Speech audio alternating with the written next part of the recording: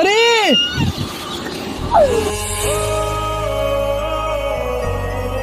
তুমিও তো একটা মেয়ে, কি করে অন্য একটা ছেলের গায়ে জড়াতে পারো? আরে আমরা হ্যাঁ, তো বুঝতে friend পারছি, তোমরা হই। friend ছিলে, but আমি এখন পছন্দ করি। অনেক সাধনার পরে আমি কিন্তু আমরা অনেক দিনকার বন্ধু বান্ধব, আমরা অনেক তুমি ওর গায়ে কেন জড়াতে? না রাখা কিছু কথা তো বাট ফ্রেন্ডই তো আরে একটুখানি আমরা তো জড়ালে কি বন্ধু problem আছে? বান্ধব আমরা হই না, যাই আমরা তো একটুখানি just